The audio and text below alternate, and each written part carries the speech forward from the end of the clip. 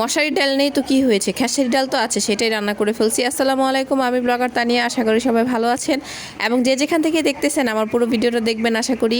প্রথমেই দাঁড়ায় দাঁড়ায় তরকারিগুলো ভালো করে ছুলে নিয়েছিলাম। হাত ছোলার যে একটা মেশিন থাকে ওইটা দিয়ে। এখানে আমি এটাকে বলা কইডা ভাজি করব। কইডা আমাদের এদিকে বলে কইডা, আসলে এটা চিচিঙ্গা, সেটাকে কইডা বলা হয়। তো যেটাই বলুক না কেন, এই কইডাটা ভাজি করার জন্য একদম কুচি কুচি করে কেটে নিচ্ছি। তো ভালো করে একদম কুচি কুচি করে কাটতে হবে। বেশি একটা ভালো ছিল না, তারপরে যতটুকু ভালো ছিল আমি ভালো করে বেছে নিয়েছি। পোকা ছিল ফেলে দিয়েছি।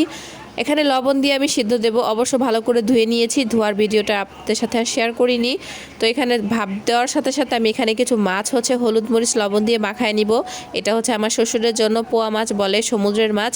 সমুদ্রের মাছ খাওয়া কিন্তু অনেক ভালো, প্রচুর পরিমাণে আয়োডিন থাকে এগুলো শরীরে খেলে। আসলে সবাই খেতে চায় না সমুদ্রের মাছ, কিন্তু সমুদ্রের মাছ খাবেন সব সময়, শরীর দেখবেন ভালো হবে। আর আমার ছেলেকেও আমি একটা দিছিলাম, তো ও যাতে খেতে পারে, মানে খেয়ে যদি অভ্যাস হয় তাহলেই তো বড় হলে খাবে, তাই না? মাছটা 3 টুকরা মাছই আলাদাভাবে আর কষায়া করলাম না, একদম মাখায়া হলুদ মরিচ লবণ পেঁয়াজ দিয়ে রাখলাম। তো ওই যে ভাজিটা আমি বাগার দিয়ে দিব, তারপরে মাছটা বসায় দিব। এখানে কিছু পেঁয়াজ কাঁচামরিচ তেলে দিয়ে দিলাম, আর এটা একটু হালকা ভাজা ভাজা হয়েছে। এখানে আমি একটা ডিম দিয়ে দিব। এই কইরা ভাজিতে কিন্তু ডিম দিলে খেতে অসাধারণ লাগে, আর ডিম ছাড়াও আপনারা রান্না করতে পারেন, তবে ডিমটা দিলে একটু বেশি ভালো লাগে খেতে। এরপর ভাপানো যে কইডা ছিল এটা থেকে পানি বের হচ্ছে, একটুনি পানি, তবে শুকায় নিছি, পানিটা আসলে রাখি নাই। আর কইডাতে কিন্তু সেদ্ধর সময় কোনো পানি দিবেন না, এটা থেকে পানি বের হবে লবণ দেওয়ার পরে।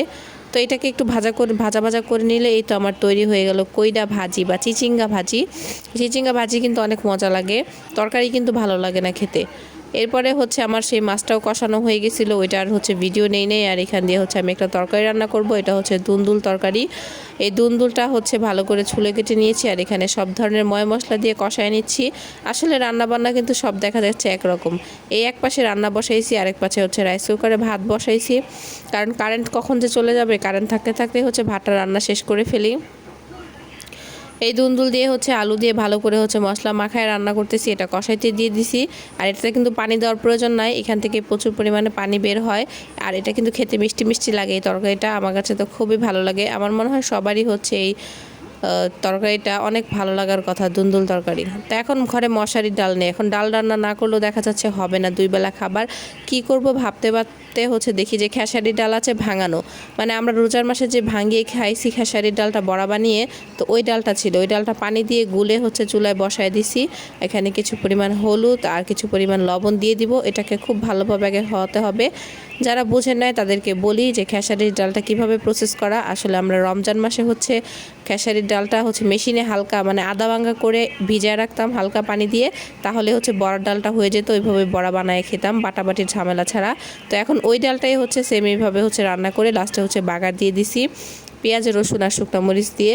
খেতে ভালোই লাগছিল, অত খারাপও লাগে নাই। সবাই তো খাইছে, পছন্দও করছে। আর আজকের ভিডিওটা এই পর্যন্তই, সবাই ভালো থাকবেন।